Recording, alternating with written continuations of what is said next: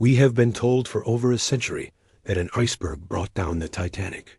A tragic accident, a cold night, and a ship doomed by fate. But when you peel away the polished layers of the official narrative, a darker possibility emerges, one that suggests the iceberg was not the whole story, but merely the perfect cover. The Titanic was the crown jewel of the White Star Line, a marvel of engineering and luxury. Her maiden voyage was meant to showcase human triumph over nature, to prove that man could build something truly unsinkable. But this was not a ship sailing into history by chance. This was a voyage surrounded by financial stakes, industrial rivalries, and political undercurrents that the public never saw. And in the center of it all stood a set of men whose influence touched the highest tiers of finance and government. Three names often come up when whispers of conspiracy surface: John Jacob Astor IV, Benjamin Guggenheim, and Isidor Straus. These were not ordinary passengers. They were titans of industry, immensely wealthy and fiercely independent in their thinking. They also had something in common. They were openly opposed to the creation of the U.S. Federal Reserve, a banking system that, at the time, was being pushed by some of the most powerful financial forces in the world. Astor, a real estate and business magnate, was among the richest men alive. Guggenheim inherited a mining empire. Strauss co-owned Macy's, but his influence reached into politics. All three boarded the Titanic in April 1912. None of them would survive the sinking.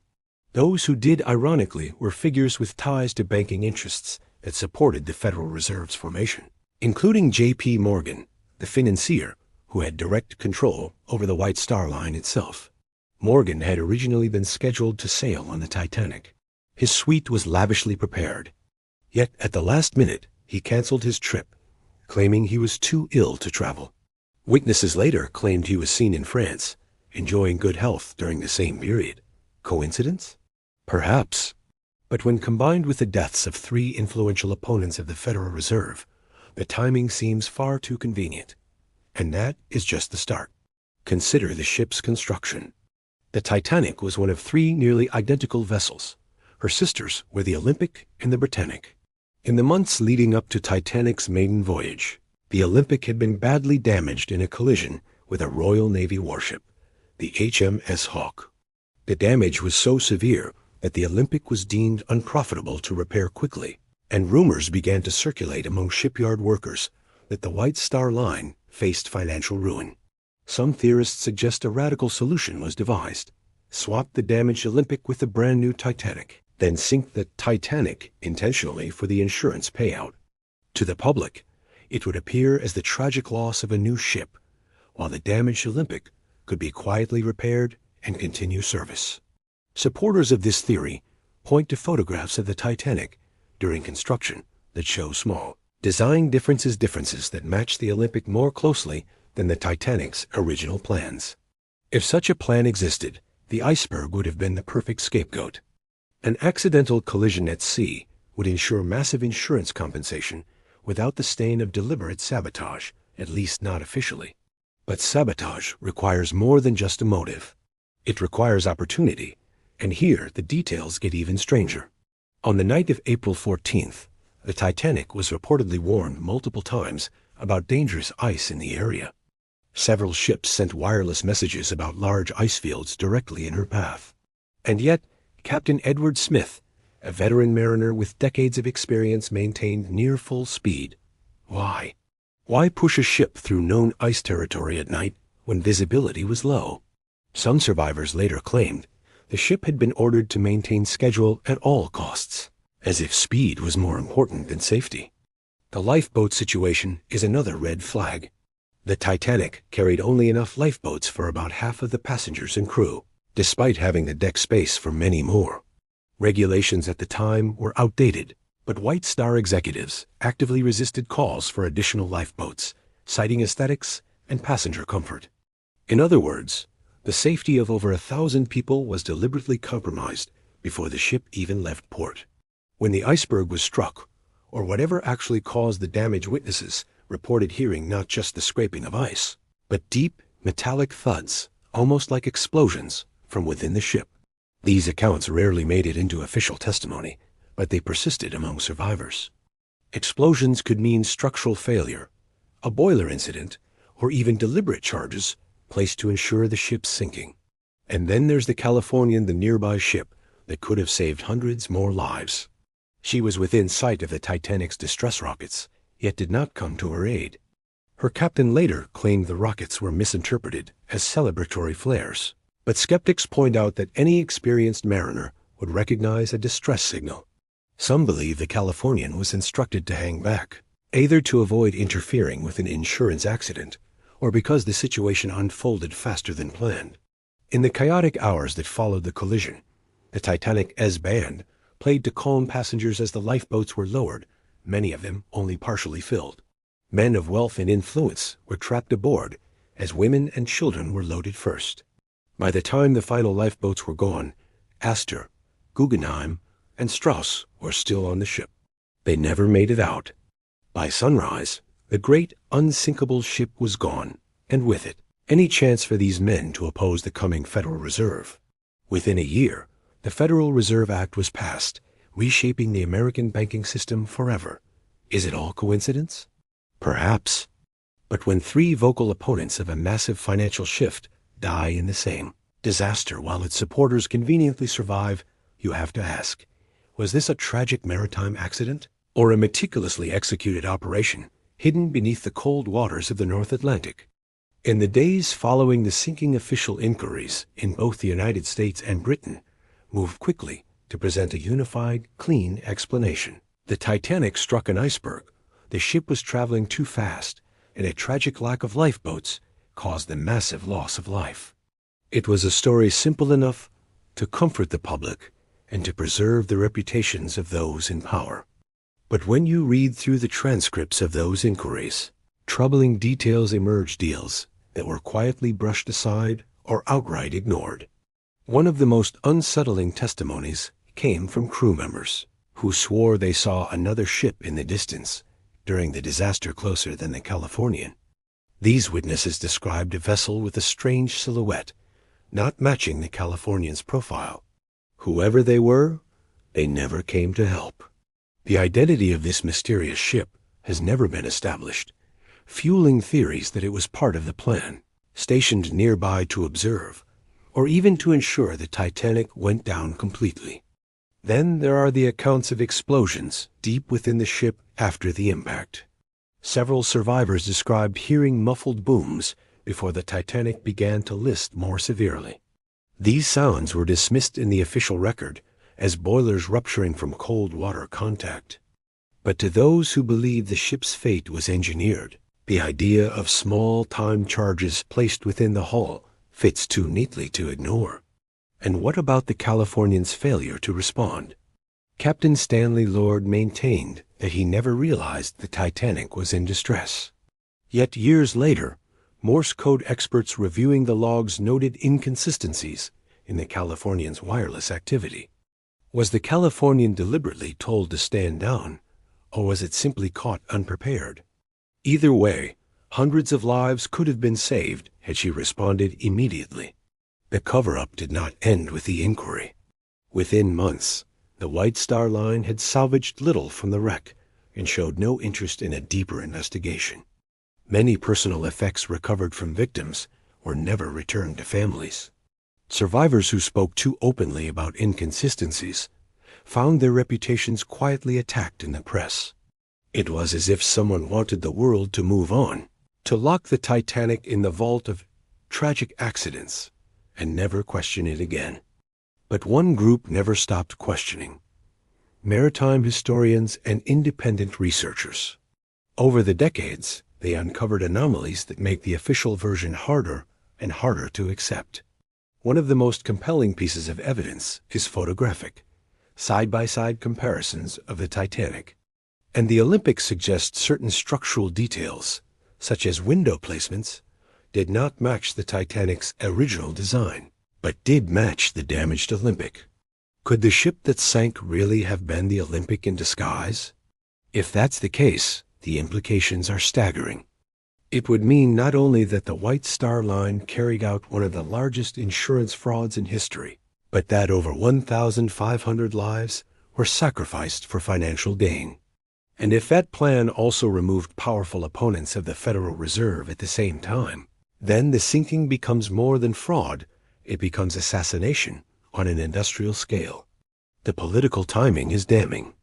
The Federal Reserve Act was already in motion before 1912, but it faced significant resistance from wealthy, influential men who believed it would concentrate too much power in the hands of private bankers. The sudden deaths of Astor, Guggenheim, and Strauss removed three such voices from the national stage. Less than 2 years later, the Federal Reserve was established, forever altering the control of money in America. Skeptics argue that accidents happen and coincidences are inevitable. But the Titanic's voyage was filled with decisions that defy common sense. Why sail at high speed in a known ice field? Why carry insufficient lifeboats when the ship could easily have accommodated more? Why ignore repeated ice warnings? And why did so many key figures cancel their trips at the last minute? Even the lifeboat launches raised suspicion. Many were lowered half full, and in some cases, crew members claimed they were ordered to depart quickly rather than return to pick up more survivors. Did someone fear the wrong people might be saved?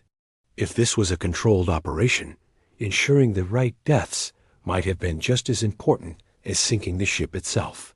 The wreck's discovery in 1985 only deepened the mystery. Underwater footage revealed damage patterns that some experts say are inconsistent with a single iceberg strike. Instead of one long gash, the hull had multiple punctures, something that could indicate either multiple impacts or internal explosions. Mainstream scientists attribute this to the iceberg scraping along multiple compartments, but conspiracy theorists see it as the fingerprints of sabotage. And then there's the money trail. Insurance on the Titanic was substantial, though not enough to cover the full cost of the ship. However, if the sinking was part of a broader financial scheme, perhaps tied to market manipulation, political shifts, or even the consolidation of banking power, the payout might have been just one piece of a much larger prize. J.P. Morgan's financial empire emerged from the disaster not weakened, but stronger than ever. Today, over a century later, the Titanic still lies on the ocean floor, silently guarding her secrets. Expeditions to the wreck are expensive, heavily regulated, and often restricted to certain areas. Some claim this is to preserve the site as a memorial. Others believe it is to prevent new discoveries that might contradict the official version. So, was the Titanic a victim of bad luck, hubris, and human error? Or was she the stage for a cold, calculated plan that changed the course of history? The deeper we dive, the murkier the water becomes, and the more the iceberg explanation feels like a convenient veil drawn over something much darker. As the years turned into decades, the Titanic slipped from breaking news into legend. The official story iceberg, tragedy, human error was repeated in classrooms, books, and films until it became an unquestioned truth. But truth and history are not always the same thing. History is written by those with the power to control it, and the Titanic's tale was shaped by those who stood to gain from a single, simple explanation. Even now, certain patterns refuse to fade into coincidence. The ship's design changes, the last-minute cancellations by powerful men, the death of vocal opponents to a looming financial system, all lined up in a way that would be extraordinary for pure chance. And it's not just the people who died. It's the ones who lived. J.P. Morgan's associates, key allies of the banking interests, and figures with political influence all survived or never boarded. The Titanic became their perfect shield, a disaster so massive, so emotional, that questioning it felt like disrespect to the dead. The iceberg was not just a cause. It was a story weapon, blinding the public with grief so they would never look for the deeper wound.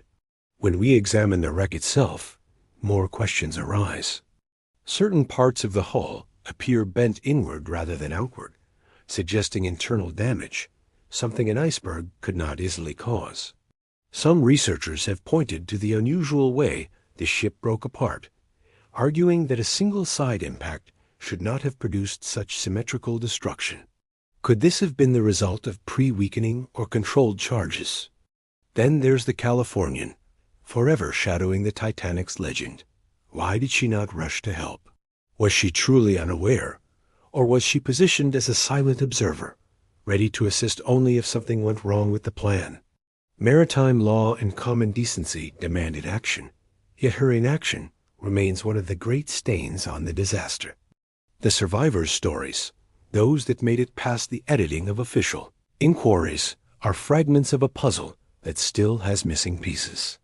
Some spoke of crew members behaving with strange urgency even before the collision, as if anticipating trouble. Others mentioned locked gates separating classes of passengers, making evacuation slower for those in steerage. The official explanation for these gates was to prevent crowding, but if someone wanted to control who lived and who died, they served a far more chilling purpose. Even the lifeboat drill scheduled for the morning of April 14th was mysteriously canceled. No clear reason was given. Without that drill, passengers and crew were less prepared, panic was greater, and lifeboats were launched half-empty. Was this incompetence or design? After the disaster, White Star Line faced no criminal charges. Public sympathy was high, and the inquiries ended with recommendations rather than punishments. For a company whose flagship had just been lost, they emerged remarkably intact, financially bruised, but not ruined. And the long-term winners? The banking powers who saw the Federal Reserve created within 2 years. If the sinking was a targeted operation, it succeeded perfectly. Eliminate key opposition, create a sympathetic public tragedy, and ensure the financial architecture of the early 20th century fell into the right hands. No single piece of evidence can prove it, but the pattern is hard to dismiss. History is full of coincidences that turn out to be carefully placed dominoes. To this day, dives to the wreck are limited, and the full photographic and video archives of the Titanic remain in the possession of a handful of organizations. Much of the wreck is collapsing into the seabed, meaning that whatever physical proof might remain will soon be gone forever. Perhaps that is the final safeguard, for the truth let time and salt water erase it entirely. The real tragedy is not just the loss of life. It is the possibility that over 1,500 people became pawns in a game they never even knew existed.